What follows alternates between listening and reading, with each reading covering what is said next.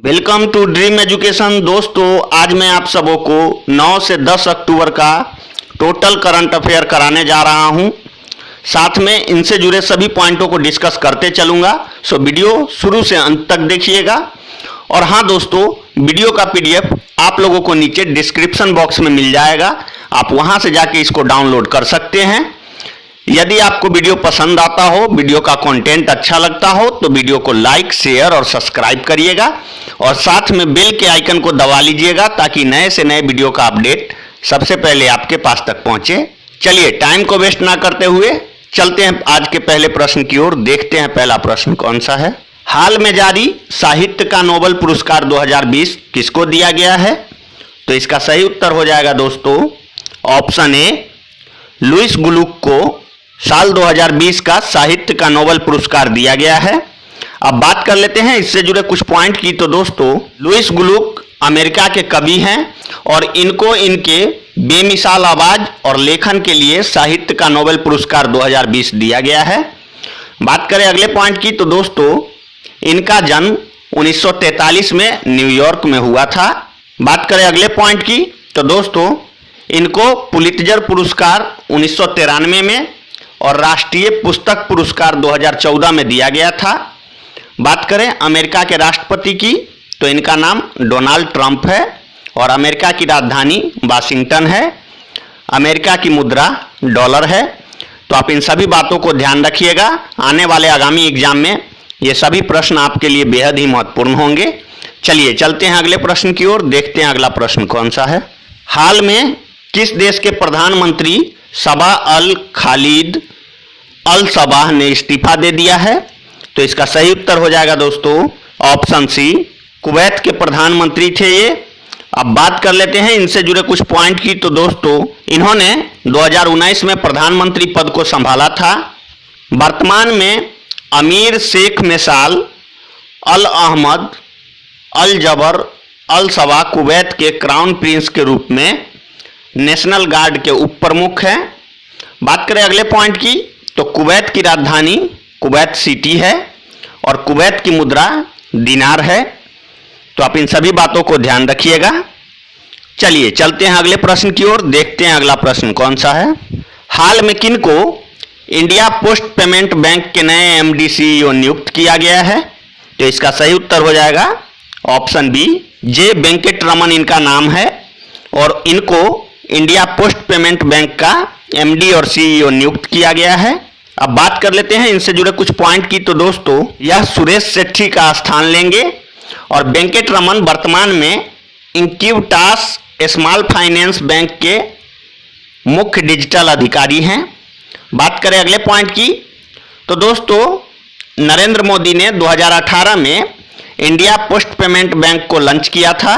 बात करें अगले पॉइंट की, तो इंडिया पोस्ट पेमेंट बैंक का मुख्यालय नई दिल्ली में है और इंडिया पोस्ट पेमेंट बैंकिंग विनियम अधिनियम 1949 की धारा 22(1) के तहत भुगतान बैंकिंग कंपनी के रूप में इसको शामिल किया गया था।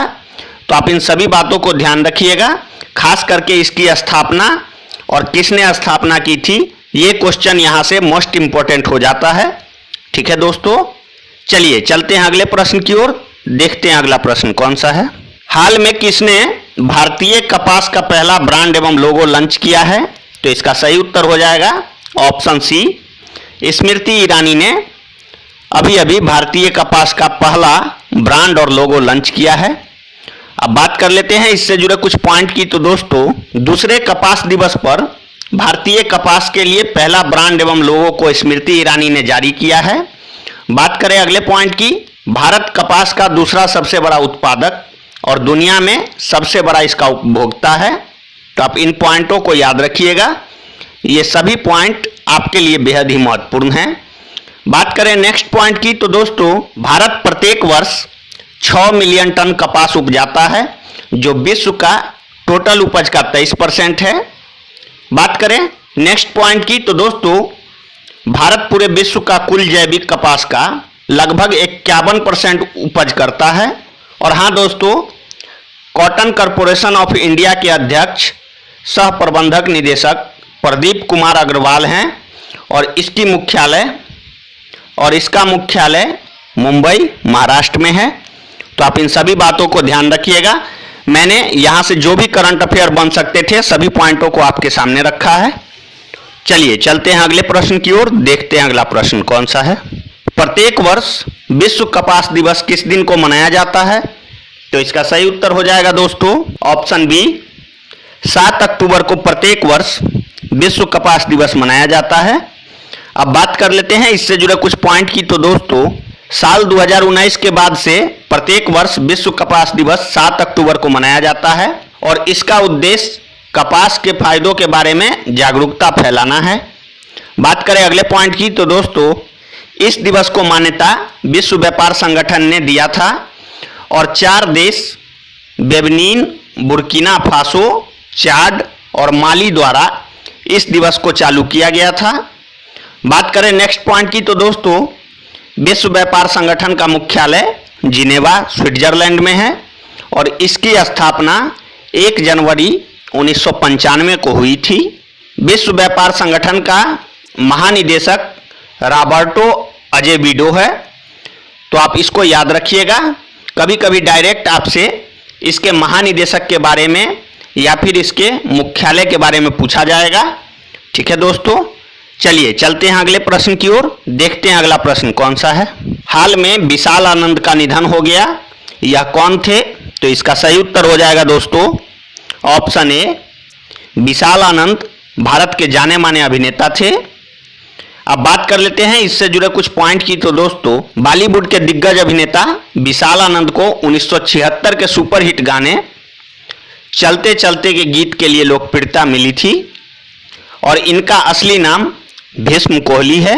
और हाँ दोस्तों, यदि अभी तक आपने हमारे चैनल को लाइक और सब्सक्राइब नहीं किया है तो प्लीज़ लाइक सब्सक्राइब करके और बेल के आइकन को दबा लीजिएगा और वीडियो को ज़्यादा से ज़्यादा अपने दोस्तों में शेयर करें ताकि सभी लोगों तक यह वीडियो पहुंच सके। चलिए चलते हैं आज के अगले प्रश्न की ओर, देखते हैं अगला प्रश्न कौन सा है।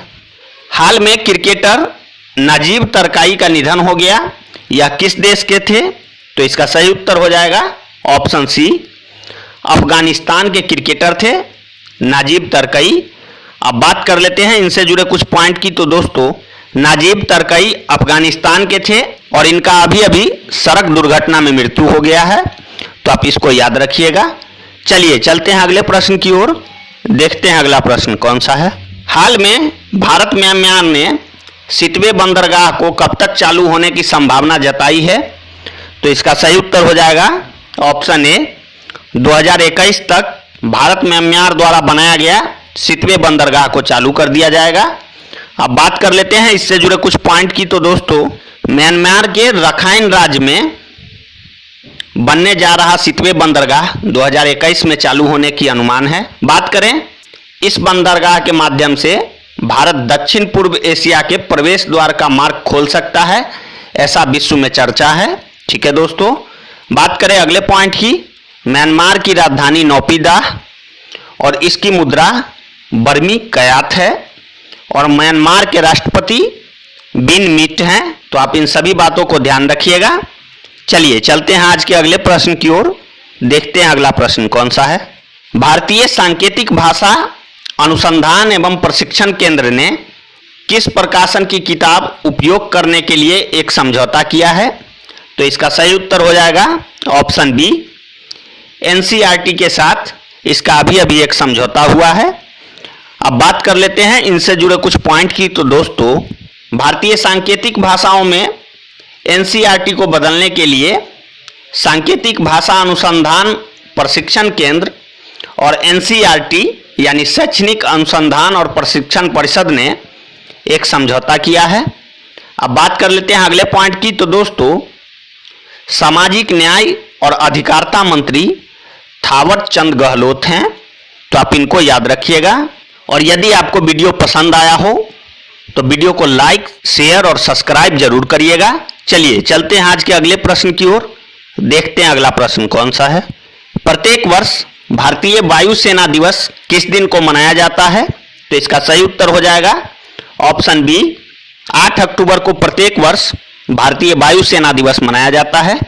अब बात कर लेते हैं इससे जुड़े कुछ पॉइंट की। तो दोस्तों इस वर्ष वायुसेना का 88वां वर्षगांठ मनाया जा रहा है और इसकी स्थापना ब्रिटिश सरकार द्वारा रॉयल भारतीय वायुसेना के रूप में 8 अक्टूबर 1932 को किया गया था। तो डेट आप जरूर याद रखिएगा दोस्तों। चलिए चलते हैं अगले पॉइंट की ओर। तो इसका 1950 में नाम बदलकर भारतीय वायुसेना रखा गया। और हाँ दोस्तों, वायुसेना अध्यक्ष राकेश कुमार सिंह भदौरिया हैं, तो आप इनको याद रखिएगा। चलिए चलते हैं नेक्स्ट क्वेश्चन की ओर। हाल में केंद्रीय मंत्री रामविलास पासवान का निधन हो गया। यह किस पार्टी के संस्थापक थे? तो इसका सही उत्तर हो जाएगा ऑप्शन बी, लोक जनशक्ति पार्टी के संस्थापक थे रामविलास पासवान। अब बात कर लेते हैं इनसे जुड़े कुछ पॉइंट की। वर्तमान में केंद्रीय उपभोक्ता कार्य, खाद्य और सार्वजनिक वितरण मंत्री रामविलास पासवान थे और इनका जन्म 5 जुलाई 1946 को हुआ था। इन्होंने अपनी राजनीतिक कैरियर की शुरुआत संयुक्ता सोशलिस्ट पार्टी से किया था और पहली बार 1969 में बिहार विधानसभा चुनाव जीत के पहुंचे थे। बात करें अगले पॉइंट की, तो दोस्तों ये कुल 8 बार लोकसभा सांसद रह चुके हैं, तो आप इनके बारे में याद रखिएगा। आगामी एग्जाम में आपसे इनके बारे में पूछा जा सकता है। चलिए चलते हैं अगले प्रश्न की ओर, देखते हैं अगला प्रश्न कौन सा है। हाल में किसने इंडियन बैंक के बिजनेस मॉनिटरिंग प्रोग्राम MSME प्रेरणा को लॉन्च किया है? तो इसका सही उत्तर हो जाएगा ऑप्शन बी, निर्मला सीतारमण ने MSME प्रेरणा को लॉन्च किया है। अब बात कर लेते हैं इससे जुड़े कुछ पॉइंट की। तो दोस्तों इसका उद्देश्य कौशल विकास और क्षमता निर्माण कार्यशालाओं के माध्यम से उद्यमियों को सशक्त बनाना है। 1 अप्रैल 2020 को इलाहाबाद बैंक का इंडियन बैंक में विलय हो गया था, तो आप इसको याद रखिएगा। बहुत सारे एग्जाम में इसको पूछा जा चुका है और आगे भी पूछा जाएगा। बात करें अगले पॉइंट की, तो दोस्तों इंडियन बैंक के MD CEO पद्मजा चंदुरू हैं और इंडियन बैंक का टैगलाइन योर ओवन बैंक है, तो आप इसके टैगलाइन को जरूर याद रखिएगा। बहुत सारे एग्जाम में डायरेक्ट टैगलाइन ही पूछा जाता है। चलिए चलते हैं अगले प्रश्न की ओर, देखते हैं अगला प्रश्न कौन सा है। हाल में एक्सिस बैंक ने को ब्रांडेड फॉरेस्ट कार्ड लॉन्च करने के लिए किसके साथ एक समझौता किया है? तो इसका सही उत्तर हो जाएगा ऑप्शन सी, बिस्तरा के साथ अभी अभी एक्सिस बैंक ने को ब्रांडेड फॉरेस्ट कार्ड को लॉन्च करने के लिए एक समझौता किया है। अब बात कर लेते हैं इससे जुड़े कुछ पॉइंट की। तो दोस्तों एक्सिस बैंक ने भारत की पूर्ण कैरियर सर्विस कंपनी बिस्तरा के साथ अंतरराष्ट्रीय यात्रियों की जरूरतों को पूरा करने के लिए को ब्रांडेड विदेशी मुद्रा कार्ड यानी एक्सिस बैंक क्लब बिस्तरा फॉरेक्स कार्ड को लॉन्च किया है। बात करें अगले पॉइंट की, तो बिस्तरा का मुख्यालय गुरुग्राम हरियाणा में है और इसके CEO का नाम लेस्ली थिंग है। दोस्तों एक्सिस बैंक का मुख्यालय मुंबई महाराष्ट्र में है और एक्सिस बैंक के MD और CEO अमिताभ चौधरी हैं, तो आप इन सभी बातों को ध्यान रखिएगा। और हाँ दोस्तों, यदि अभी तक आपने हमारे चैनल को लाइक सब्सक्राइब नहीं किया है तो प्लीज़ लाइक और सब्सक्राइब कर लें और बेल के आइकन को दबा लें ताकि नए से नए वीडियो का अपडेट सबसे पहले आपके पास तक पहुंचे। चलिए चलते हैं अगले प्रश्न की ओर, देखते हैं अगला प्रश्न कौन सा है। हाल में किस देश ने तसिरकोन हाइपरसोनिक मिसाइल का सफल परीक्षण किया है? तो इसका सही उत्तर हो जाएगा ऑप्शन बी, रूस ने अभी अभी तसिरकोन हाइपरसोनिक मिसाइल का सफल परीक्षण किया है। बात करें इससे जुड़े कुछ पॉइंट की, तो दोस्तों रूस ने आर्कटिक में अपनी तसिरकोन हाइपरसोनिक क्रूज मिसाइल का सफल परीक्षण किया है। बात करें अगले पॉइंट की, तो यह मिसाइल एक scramjet powered antiship hypersonic cruise missile है और रूस के राष्ट्रपति का नाम व्लादिमीर पुतिन है। रूस की राजधानी मॉस्को है और रूस की मुद्रा रूबल है, तो आप इसको याद रखिएगा। चलिए चलते हैं अगले प्रश्न की ओर, देखते हैं अगला प्रश्न कौन सा है। हाल में किस राज्य की सरकार ने डिजिटल सेवा सेतु कार्यक्रम की शुरुआत की है? तो इसका सही उत्तर हो जाएगा ऑप्शन बी, गुजरात के सरकार ने अभी अभी डिजिटल सेवा सेतु कार्यक्रम का शुरुआत किया है। बात करें इससे जुड़े कुछ पॉइंट की, इस कार्यक्रम की शुरुआत भारत नेट परियोजना के तहत की गई है और ग्रामीण क्षेत्रों में सार्वजनिक कल्याण करने के दिशा में प्रौद्योगिकी का अधिकतम उपयोग सुनिश्चित करने को डिजिटल सेवा सेतु कार्यक्रम का शुरुआत किया गया है। बात करें अगले पॉइंट की, गुजरात के मुख्यमंत्री का नाम विजय रूपानी है और गुजरात के राज्यपाल आचार्य देवव्रत हैं।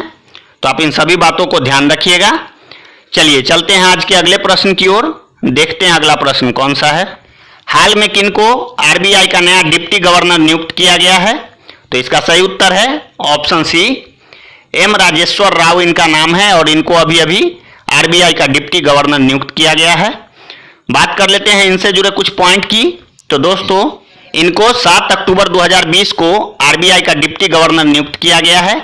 इससे पहले यह आरबीआई के कार्यकारी निदेशक के रूप में कार्य कर रहे थे।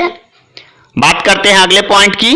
तो ये आरबीआई के चौथे डिप्टी गवर्नर हैं और इनसे पहले 3 पूर्व deputy governor M D Patra, B P Kanungo और एमके जैन थे।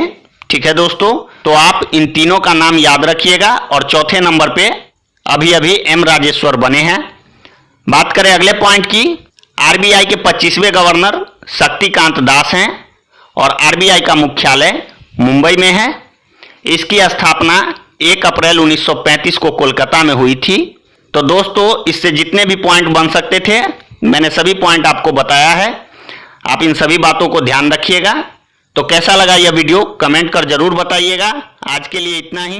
Thanks for watching.